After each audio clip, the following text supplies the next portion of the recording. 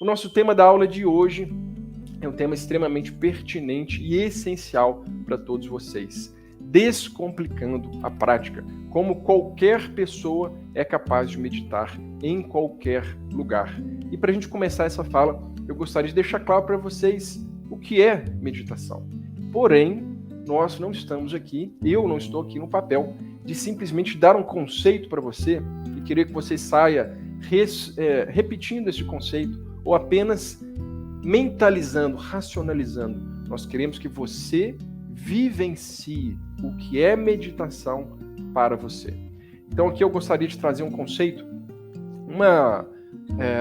um ensinamento de um grande professor britânico de meditação, Andy Buddicombe. Ele é responsável por um aplicativo internacional, Headspace, e ele foi monge durante 10 anos, se dedicou afinco a essa prática, se isolou da sociedade. Ele tem um livro muito interessante, ele tem Meditação e Mindfulness, Andy Buddicombe. Quem pede indicação de livro está aí. E eu trouxe o Andy Buddicombe por um motivo muito claro. E ele tem essa mesma visão que a gente tem de não definir exatamente a meditação em um conceito, porque existem inúmeras definições de meditação. Existem vários conceitos diferentes, professores diferentes, linhas diferentes, que abordam de uma forma diferente essa prática, digerem e traduzem de uma forma diferente. A gente entende, eu e a Lu, e passamos para os nossos alunos a meditação como uma grande ferramenta para o autoconhecimento, para você melhorar a sua relação com a sua mente, melhorar a relação com as suas emoções, com a sua estrutura, ter uma vida interna mais equilibrada, mais harmoniosa, consequentemente, a partir do interno, deixar essa harmonia, esse equilíbrio refletir no seu externo. Porém, esse é o nosso entendimento. Nós vimos a meditação como uma técnica ser aplicada por milhares dos nossos alunos. Mas é interessante essa visão que o Andy Buddicombe traz, que ele associa meditação com andar de bicicleta. Então, meditação é igual andar de bicicleta. Claro que não é para você sair por aí falando, gente, entendi o que é meditação. Meditação é andar de bicicleta. Não é exatamente assim. A comparação faz todo sentido quando a gente para ver o que traz andar de bicicleta para quem gosta de andar de bicicleta. Andar de bicicleta pode ser um meio de locomoção. Simplesmente ir do ponto A para o ponto B. Andar pela cidade. Um meio mais clean, mais limpo de você se locomover pelo meio urbano ou meio rural. Certo? Locomoção. Bicicleta pode ser um meio de você fazer atividade física, de você trabalhar o bem-estar e cuidar da sua harmonia, do seu equilíbrio físico. Bicicleta pode ser um meio de você se equilibrar internamente, equilibrar sua mente. Pode ser uma recomendação para você conseguir se focar, sair das confusões que você está tendo na mente e simplesmente ter uma válvula de escape. Pode ser. Meditação pode ser uma... meditação, já estou eu relacionando aqui. Andar de bicicleta pode ser uma forma de você simplesmente se conectar com a natureza, se conectar com a vida ao seu redor, sentir uma conexão mais profunda com você. Eu mesmo, quando eu era pequeno, a coisa que eu mais gostava de fazer era andar de bicicleta. Eu ia para o sítio da minha tia aqui em Minas Gerais, quase todo fim de semana, com os meus primos, e a melhor coisa era sair andando de bicicleta. E isso me trazia um senso de liberdade. Andar na terra, andar na natureza, sem ter hora para voltar. Amava isso. Quando ia para Santa Catarina, nas férias de verão, conhecer a família da minha mãe, passar um tempo com eles, lá eu andava de bicicleta o tempo inteiro, todos os dias. Então, se eu ando de bicicleta hoje em dia, para mim é uma sensação muito boa, uma sensação nostálgica que me conecta com a minha infância, que me traz um senso de liberdade. Cada um vai ter uma experiência. Ainda no exemplo da bicicleta, tem gente que vai usar como trabalho, para fazer entregas. Tem gente que vai usar como trabalho, um competidor, que compete, que disputa corridas de bicicleta. Da mesma forma, da bicicleta, nós temos esse paralelo com a meditação. A meditação pode ser utilizada para trabalhar a mente e os distúrbios que a gente tem pela identificação excessiva com a mente e os tempos mentais. A gente perde o brilho da vida, eu falei muito sobre isso ontem. Então pode ser uma recomendação médica para diminuir a ansiedade, para diminuir o estresse, para diminuir a insônia, para conseguir estar mais focado, para conseguir estar mais presente, para ter mais produtividade no dia, conseguir fazer as coisas que você escolheu fazer com mais consciência, com mais presença, trazendo todo o seu potencial para aquilo que você está fazendo. Pode ser também uma forma de simplesmente você conseguir se conectar internamente com você, com um nível mais essencial. além dos papéis que você assume na vida, pai, mãe, filha, avó, professora, médico, motorista, passageiro, cliente, todos esses papéis que a gente vai se identificando ao longo da vida, a gente vai achando que a gente é simplesmente esses rótulos. Então, a partir da meditação, você vai se conectando com um espaço interno de pura consciência, de tranquilidade, um espaço que esses papéis podem até caírem por água, podem se esvaziarem, mas você continua ali conectado com o estado de consciência, com você. E um estado interno, um ambiente de equilíbrio. A meditação pode ter esse fim também. Pode ser uma recomendação médica, pode ser a recomendação de um amigo. Você pode muitas vezes meditar simplesmente para sentir essa liberdade também, para sentir a conexão com o todo, conexão com o ambiente ao seu redor, com a vida. Mais um fim para a meditação. A meditação pode ser utilizada para melhorar os seus relacionamentos, para você conseguir estar mais presente para as pessoas que são importantes na sua vida. Não fazer muitas coisas ao mesmo tempo, estar ali com seu filho, com seu neto, e estar mexendo no celular, e estar respondendo a uma pessoa, e estar vendo uma outra coisa, mas a sua mente está direcionada para aquilo que você escolheu fazer.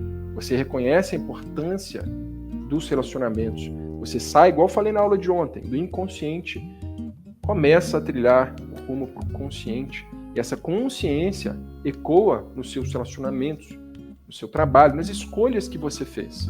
Até aquelas que foram inconscientes, você começa a trazer mais consciência. E, se possível, se for necessário, mudar algumas rotas na sua vida para ter essa vida mais plena, para ter essa vida mais consciente. Então, a gente trabalhou um pouquinho esse conceito do que é meditação, entendendo que vocês vão percorrer a partir da própria experiência o que é meditação para você. Mas eu acho interessante a gente ter uma visão mais clara do que não é meditação. Então, a partir do oposto, talvez a gente consiga ter maior visão, consciência do que é meditação, inclusive para nós mesmos. Meditação não é parar de pensar. Isso talvez seja um dos maiores bloqueios, um dos maiores complicadores para a pessoa conseguir meditar de fato. Todo lugar que não tem muito conhecimento, que é simplesmente um repetidor de informações, sai falando que meditar é parar de pensar. E você escuta alguém falando, alguém que não medita, sai numa noticiário, meditar é parar de pensar. Você tenta, poxa, meditar é bom para ansiedade, bom para estresse, qualidade de vida. Vou meditar, fecha os olhos e a mente continua pensando. Fica ali 1 minuto, 2 minutos, 5 minutos, você já está desesperado. Não parou de pensar nem por meio segundo, nem por 2 milésimos. Pelo contrário, às vezes a mente ficou mais agitada, mais movimentada e mais ansiosa. Logo, você desiste da prática. Para de meditar.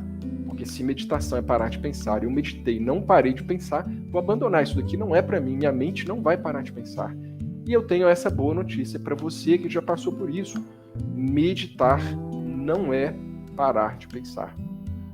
A mente pensa, essa é a sua natureza. Pensamentos continuam passando, transitando. Assim como o meu coração bate, o sangue circula pelo corpo.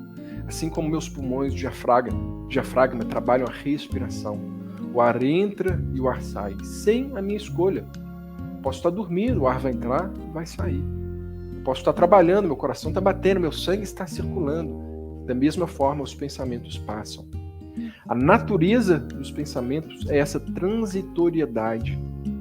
A natureza dos pensamentos é a impermanência.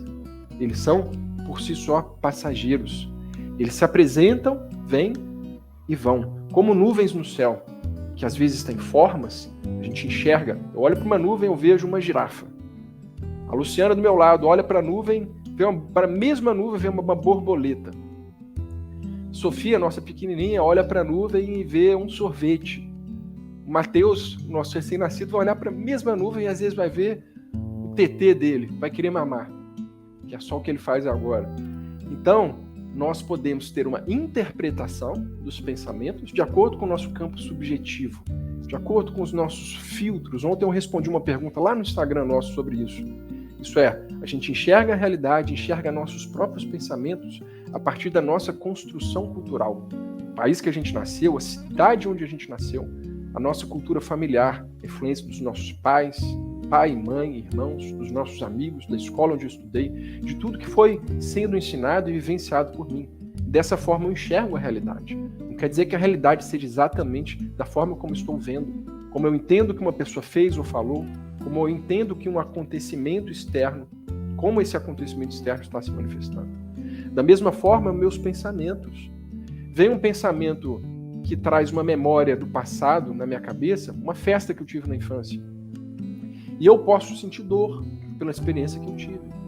Talvez a mesma festa, o mesmo momento, passe na cabeça da minha irmã, Cibele.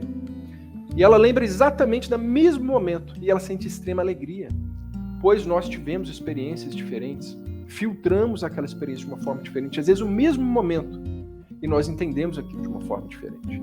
Então, nós devemos olhar para a nossa mente, para os pensamentos, com esse ar de passageiros, deixar os pensamentos passarem, sem se identificar tanto com eles. Então, ontem eu falei isso, a gente treina observar e deixar os pensamentos passarem. E a partir desse deixar os pensamentos passarem, nós vamos desenvolvendo um olhar desapegado, um olhar com neutralidade para os pensamentos, sem eles terem tanta força para levar nossa atenção com eles, e nós embarcarmos nos dramas mentais, nas novelas mentais, revivendo os sofrimentos do passado, antecipando o futuro, gerando preocupação, ansiedade. Essa é a essência da relação que nós vamos começando a trabalhar com a mente. Isso é, nós não paramos de pensar, nós mudamos a nossa relação para com os pensamentos. Nós não paramos de pensar, nós mudamos o relacionamento com a mente.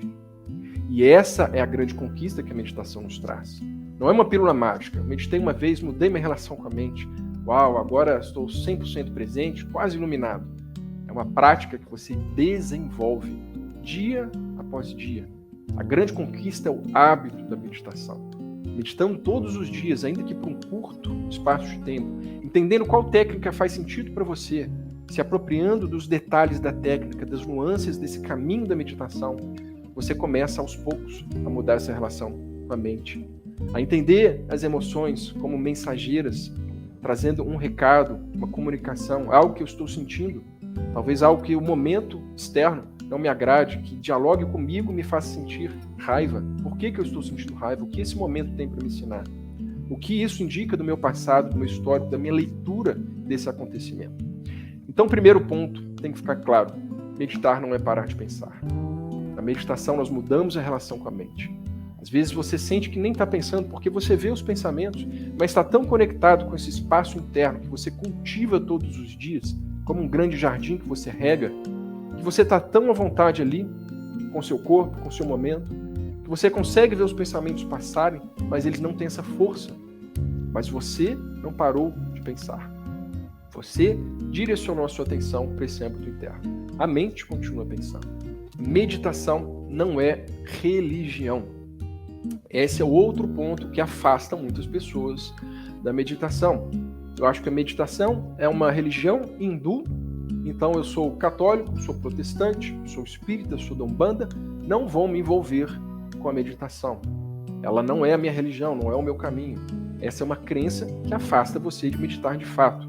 A meditação tem sim as suas raízes, a sua origem, lá na Índia antiga, na Índia milenar, no berço dessa cultura oriental, onde, sim, ela nasce nesse contexto hindu. Porém, a meditação vai passando por várias gerações, por várias eras, e vários professores indianos começam a levar a meditação para outros povos, primeiro ali no Oriente mesmo, e depois começam a vir para o Ocidente, difundindo essa prática, associando a técnica, o caminho da meditação, à cultura vigente naquele lugar, naquele país. Até o momento que ela chega aqui no Brasil, chegou para mim, chegou para a Lu, já com essa clareza. Eu entendo as raízes dela, mas eu entendo a meditação como um patrimônio da humanidade.